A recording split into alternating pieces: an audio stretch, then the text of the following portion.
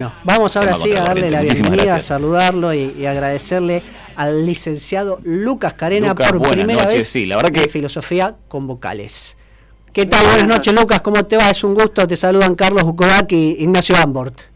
¿Qué tal, Carlos? ¿Qué tal, Ignacio? Muchas gracias por la comunicación, saludos a toda la audiencia. Gracias a vos, Lucas, por comunicarte, verdaderamente una visita estelar, de lujo para nosotros tenerte acá. La verdad que antes de comenzar, porque acá Carlos siempre me está callando, pero yo quiero hacer una pequeña salvedad muy breve. Te quiero agradecer muchísimo por tus programas iniciales de La Brújula, que de alguna manera me ayudaron mucho en la formación, así que te mando este saludo personal de mi parte.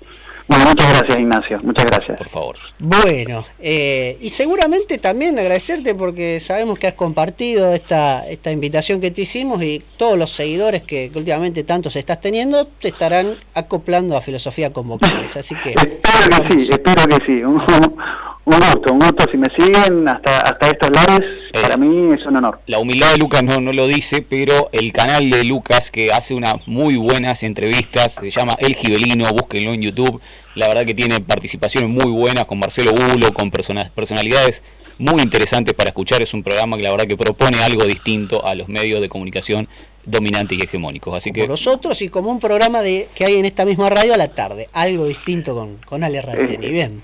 Bueno, muchas gracias por los créditos y espero tenerlos también a ustedes compartiendo en algún momento en El Gibelino. Espero tenerlos también conmigo, siendo yo anfitrión y ustedes invitados.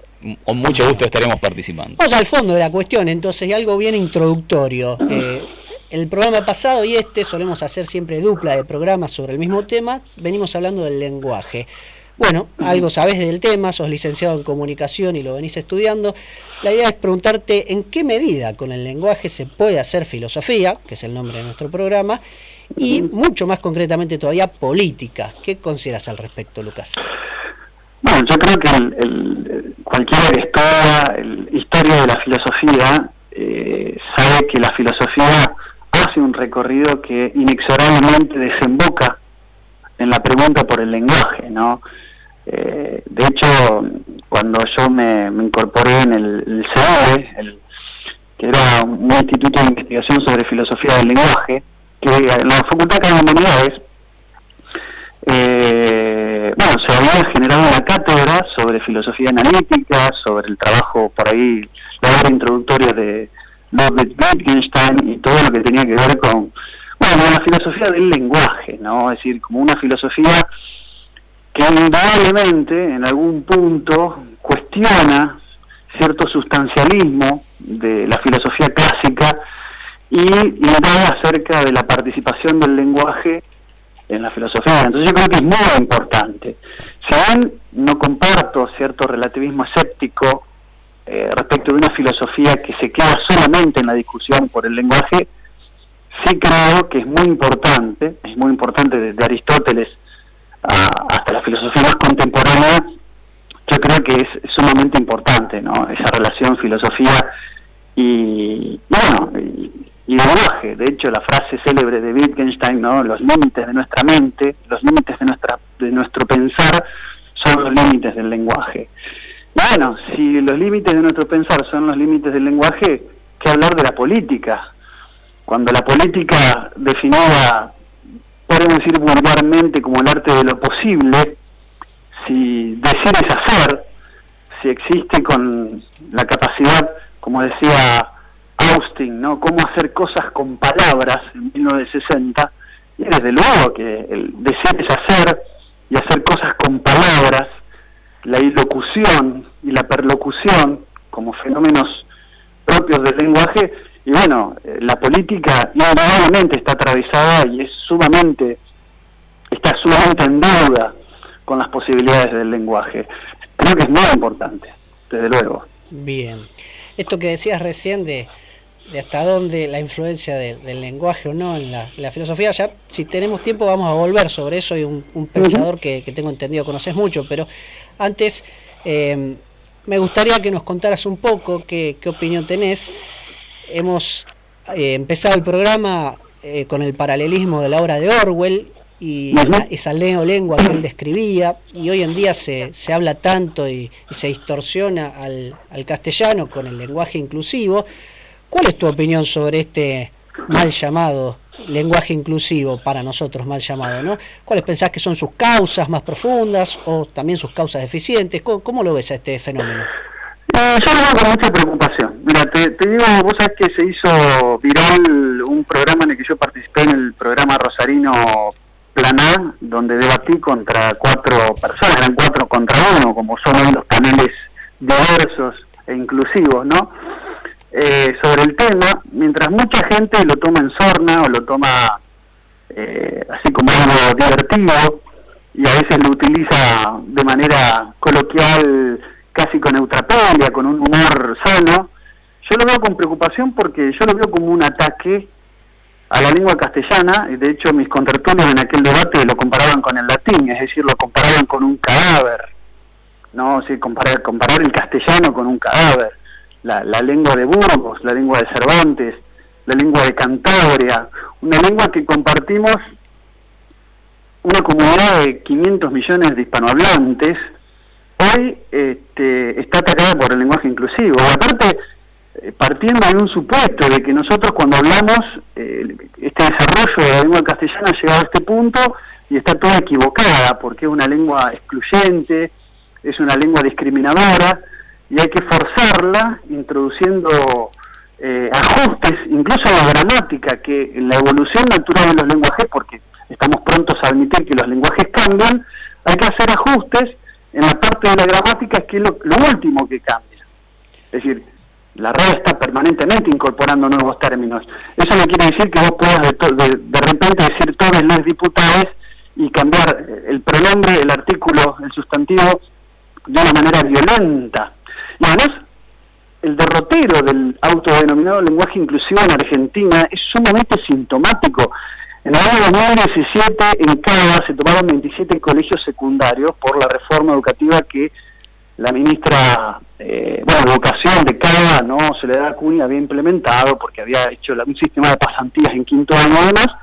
Y ese fenómeno se repitió un año después, en septiembre del 2018, y se tomaron otros 11 colegios por el tema de la discusión, por el tema del aborto en Buenos Aires. Un grupo de nuevas rebeldes salieron en los medios hablando con este lenguaje y al poco tiempo, menos de una semana después, apareció un programa en la TV pública pagada por todos, producido por la UNPL, es decir, la Universidad Nacional de La Plata, llamado Todes. Es decir, ¿se acuerdan de ese programa? Programa muy gracioso, de hecho, vamos a decir la verdad. Sí, preocupante, ¿no? Preocupante. No, nadie lo tomó, aparte nadie le gustó, duró poco. Pero ni siquiera ellos mismos, ¿no? Ni siquiera ellos mismos lo tomaron en serio. Lucas, disculpa que tengo una breve interrupción. Sí. Yo tuve la oportunidad de ver por YouTube y por tu canal, supongo, un programa donde vos participaste en el canal Plan A, acá en Rosario, cuando tuviste una batalla campal de 5 contra 1 y recibiste golpes por todos lados, pero hubo algo que a mí me llamó mucho la atención y se lo quería recalcar a la audiencia, porque para eso estamos, es esta diferencia en donde el lenguaje surge de alguna manera de un sustrato natural y desde abajo hacia arriba y no en el sentido inverso. ¿Cómo es algo que a mí cuando lo corriste por izquierda, a mí me gustó muchísimo cómo se plasmó? Explícale un poco a la gente cuál es la diferencia entre un lenguaje y quizás el uso de un lenguaje de manera retórica y política.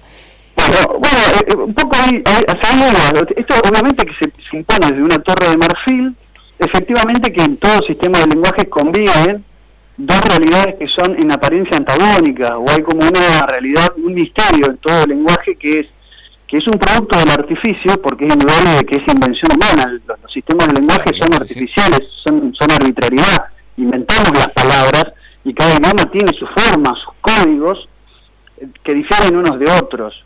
Hay arbitrariedad. Esto es una ley fundamental, sobre todo en la lingüística estructural. Pero al mismo tiempo es algo natural, porque se lo asume como algo involuntario. Uno no puede decretar, bueno, esto se habla así, se habla de otra manera. Ese carácter involuntario que lo hace parecer algo natural, que nos convierte en una comunidad, hace que nosotros no lo podamos violentar. Claro, exactamente. Entonces, hay un montón de palabras, lunfardos, cuando yo digo zarparse, que es una inversión de la palabra pasarse. Claro. La gente se entiende, a alguien le causó risa, se incorpora, pero acá llega un sistema que, ya insisto, ataca a la sintaxis, a la forma de elaborar las palabras. Amén de que esto también deteriora, y contesto a tu pregunta, un elemento que es fundamental, que yo siempre lo nombro: la lengua castellana es una lengua sumamente rica en terminología abstracta. Hay 290.000 términos, y nosotros en el lenguaje coloquial usamos apenas 300, 350. El autodenominado lenguaje inclusivo lo empobrece aún más, porque le quita y le saca recursos y contribuye al aplebeyamiento idiomático, porque todavía son menos los términos que tenemos que utilizar para expresarnos. Es muy destacable esto que decís, que remarcás. Esto también lo remarcan los lingüistas rusos como Bakhtin y Voloshinov, esta idea de la cadena de significantes, donde nada surge de manera espontánea, sino que si bien hay una cuestión de arbitrariedad, detrás de todo esto hay hoy correlato, hay una idea de una raíz lingüística. Nuestra lengua española es un hijo del latín, es una lengua romance, y a su vez tiene una raíz griega con la gran riqueza que supone, por ejemplo, que este programa se llama Filosofía con Vocales, no como nosotros mediante el lenguaje estamos de alguna manera defendiendo una tradición de pensamiento única en la historia de la humanidad, como es la creación de la filosofía, específicamente en el centro de la Grecia clásica. Entonces es muy interesante tu argumento. La verdad que a nosotros nos ha servido mucho para ordenar de alguna manera este pensamiento, y siempre esta diferencia, ¿no?, entre el uso del lenguaje y lo que vendría a ser una lengua con su tradición lingüística y geográfica. Por supuesto. Lucas, en aquella oportunidad, ¿cómo te sentiste? Porque eras como la oveja negra entre toda esa gente que había ido. ¿Qué sensaciones te quedaron? Hubo un gordo que cobró de lo lindo, la verdad que fue muy gracioso. Yo te voy a ser sincero, y esto lo digo con total humildad, lo quiero decir con total modestia. Me contuve porque yo tengo la gente que estaba presente es toda cercana al rector de la UNR, de donde yo soy egresado. Yo tengo una excelente relación, por más que tenemos diferencias ideológicas con el actual rector, con Franco Bardolacci, le tengo un gran respeto, aprecio, y yo no quería confrontar de una manera, pero te quiero decir que me contuve, porque podría haber sido muchísimo más veneno, no solamente argumentativamente, sino también incurrir en alguna que otra chicana, y me contuve de hacerlo. Los corrí por izquierda, pero sin tanta violencia. Hoy hablábamos también de eso, uno a veces más apurado, otras veces más pausado, otras veces más vulgar, más formal. Bueno, la prudencia también te guió en aquel momento. Lucas, antes de que Buco siga con su cuestionario, que ya termina, te quería hacer una breve pregunta. Esto de que vos decís de la riqueza del lenguaje español, y nosotros tenemos dentro de la audiencia mucha gente grande, mucha gente que tal vez tiene chicos que va al colegio, muchos docentes, y tenemos esta tensión, ¿no? Yo hoy lo leía, lo investigaba en un artículo de Alberto Vuela, donde él habla de cómo un pedagogo que está muy en boga, pero que lamentablemente, dado su contexto sociocultural, enseñaba a hablar a las personas con un menor número de cantidad de vocablos. Estamos hablando del lamentablemente ponderado, no digo que sea mala su obra, Paulo Freire. ¿Qué opinión te merece esta idea de la pedagogía oprimida, ¿no? Y bueno, llegaste a un punto, Ignacio, muy clave, que es la relación entre lenguaje y pedagogía, la parte educativa. Desde luego que el lenguaje inclusivo no se compara con las lenguas romances, porque acá tenemos un aparato del Estado, y aparte recurren a que las universidades y las entidades educativas, que tienen poder de prescripción, porque una universidad puede reglamentar cómo se presenta una tesis, por ejemplo, no es donde lo meten con forceps, no porque salga de las masas populares. Y también tenés el caso del Principito en lenguaje inclusivo. ¿Por qué eligieron ese libro, El Principito, de Saint-Exupéry? Porque es una de las primeras lecturas, es una lectura considerada lectura de la infancia, y se busca adoctrinar a los niños con este autodenominado lenguaje inclusivo. Entonces, efectivamente, va por ahí. Y Paulo Freire es un exponente y su obra, obviamente, la pedagogía del oprimido, de lo que es el marxismo cultural, donde las relaciones de asimetría, podemos decir de opresores y oprimidos, que el marxismo clásico establecía en las relaciones de producción, ahora estarían podrían ser identificadas en el espacio intraáulico, donde esa asimetría de poder, el opresor vendría a ser el maestro, claro, y los alumnos que están del lado de la ignorancia y no del saber vendrían a ser los oprimidos. Bueno, se intenta borrar. Entonces todo su sistema pedagógico está en ese horizontalismo de si se quiere, de raigambre marxistoide. Nosotros le hemos dedicado una crítica lapidaria, ¿no?, a la obra de Paulo Freire, porque sí, está sumamente ponderado. Ahora, que se hable de Paulo Freire hoy en los espacios educativos, cuando ya le están dando a nivel secundario los textos de, por ejemplo, ejemplo, Judith Butler. Claro. El género en disputa se lo están dando en las escuelas. Lamentable. Y bueno, es como que es el mal menor. Paulo Freire. Sí, Paulo Freire, un mal menor que en última instancia era un hispanista, ¿no? Que él decía, nosotros somos doblemente hispanos. Son palabras de Paulo Freire. Parece un caballero templario al lado de lo que le están enseñando ahora. Tal cual. Seguimos con nuestras preguntas de querido Buco que tiene anotada. Yo no hay una de esas que seguramente va a decir, ¿cómo hacemos para responder esto? Que ameritaría toda una conferencia en el tiempo que impone la radio. Pero hay un pensador que influía mucho en esto y a veces se le iba la mano en ponderar más el lenguaje que la filosofía. Y creo que lo has leído y estudiado un poco. Me estoy refiriendo a Carlos Di Sandro. Brevemente, ¿qué podés contarnos sobre el pensamiento de este hombre tan especial? Bueno, Carlos Alberto Di Sandro es un filólogo, ¿no? Indudablemente viene de este espectro, es un filólogo argentino que a mí me alumbró con su obra, pero en el campo de la teología. Para mí, como filólogo, se convirtió en un gran y quizás uno de los mejores teólogos contemporáneos. La recuperación del concepto de teandrismo, que es muy profundo, estamos en la radio y tenemos que ser piadosos con la gente que nos escucha, pero también consideraciones acerca del anticristo, cuestiones muy profundas, muy apocalípticas. Yo llegué a la obra de Di Sandro estudiando también las relaciones entre iglesia y peronismo, ¿no? Porque había Carlos Alberto Di Sandro, más allá de que él era sedevacantista, esto hay que decirlo, llegó a tener una postura sumamente crítica con la Compañía de Jesús. De hecho escribe un libro que se llama La Compañía de Jesús contra la Iglesia y el Estado, y su posición sedevacantista no lo deja fuera de lo que es un gran pensamiento teológico, y lo hace con una metodología propia de un filólogo, desgranando los conceptos profundos, yendo a sus raíces, a su génesis, haciendo un buen trabajo de genealogía, como hacía Nietzsche, que también era filólogo.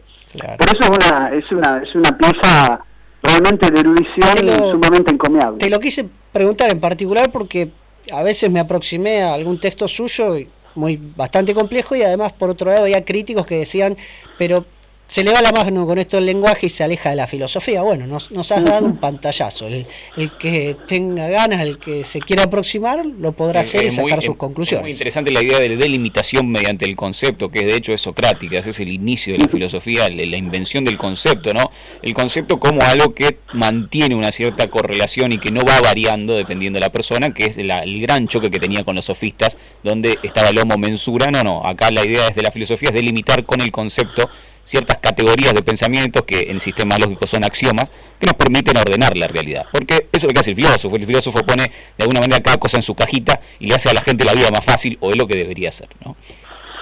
Puede ser. Nos van quedando pocos minutos.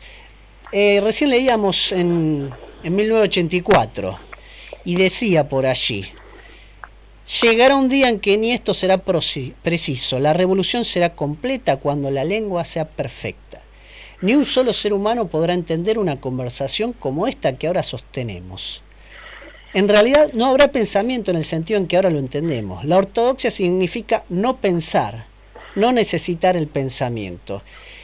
¿Lo ves demasiado tremendista y de ciencia ficción, o ves algo de peligro en eso que decía Orwell con lo que viene ocurriendo, Lucas? No para nada. O sea, hoy la distopía orwelliana se ha convertido en un manual de cabecera para cualquier hombre sensato que quiere sobrevivir al mundo de la posverdad en el que vivimos, bien digo. No, para nada lo veo como idílico, como descabellado, al contrario, es una descripción de los tristes y paroxísticos momentos que transcurren en el día de hoy. Lo digo con total sinceridad y no quiero escandalizar a la gente que está escuchando el programa, pero lo veo con mucha preocupación, lo dije al principio, lo vuelvo a decir. Efectivamente, Eric Arthur Blair, más conocido como George Orwell, era perfectamente consciente de las potencialidades de la lengua, del lenguaje en realidad, como liberador, como productor de libertad, y también, por consiguiente, como la prisión más perfecta de las personas. Por eso la idea de la neolengua era evitar el pensamiento. Y el no pensamiento, es decir, una persona que no sabe que está siendo manipulada, vive en la pasividad de su encierro, con espíritu totalmente acrítico. Yo lo hago sinceramente con preocupación y no, le hemos dedicado a Orwell varios temas. Yo le dediqué un programa en La Brújula, uno que hice unipersonal, también hemos hablado también en Radio Sónica sobre hemos escudriñado la semblanza de Orwell y hemos dado con la neolengua como el elemento más peligroso de todo el legado distópico de este célebre autor allá en 1945 cuando escribió 1984. Sí, claro. Sí, yo estoy de acuerdo. Bien.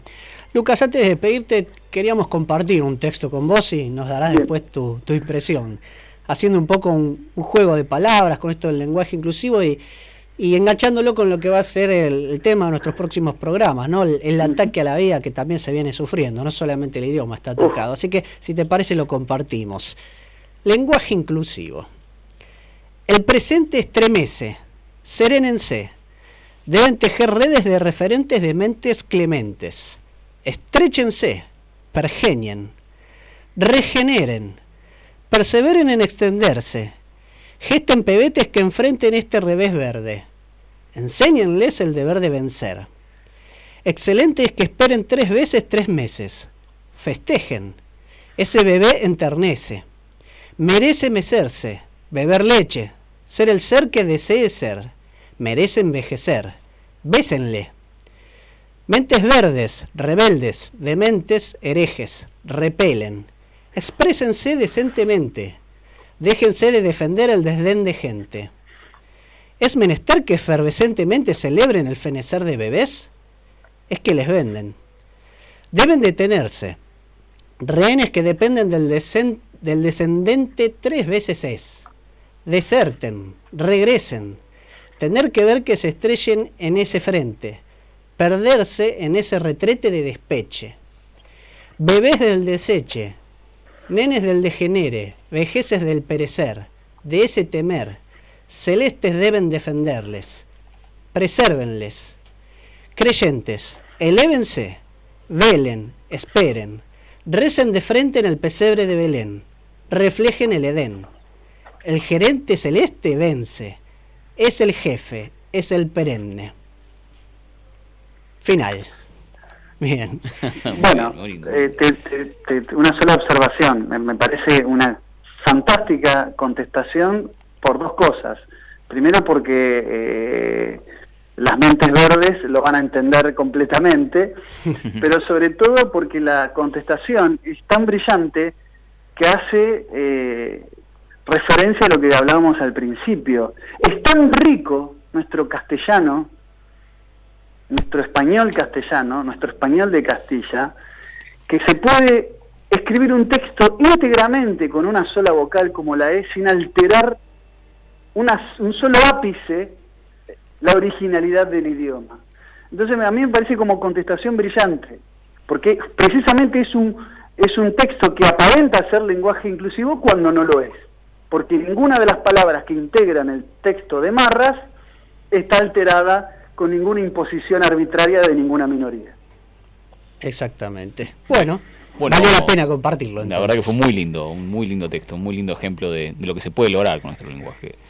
Bien, le agradecemos profundamente a Lucas. Muchísimas gracias, Lucas, por estar con nosotros. Esto recién empieza, es nuestro 5º programa, si no me equivoco. 5ª edición. Tenemos la idea de seguir para largo, así que quien te dice en otra ocasión te volvemos a convocar. Con la mitad de oyentes que tiene el canal del Gibelino estaríamos más que contentos, así que le pasamos de nuevo el chivo a Lucas para que lo vean, para que lo aprovechen. Muchísimas gracias por comunicarte, Lucas. Bueno, ante todo, gracias a ustedes por la invitación. Felicitaciones por este 5º programa y adelante, los motivo a seguir. Y bueno, no hace falta que lo diga, cuenten conmigo las veces y cuantas veces quieran. Muchísimas gracias, Lucas, por estar con nosotros. Un gran abrazo, hasta cualquier momento. Buenas noches. Saludos.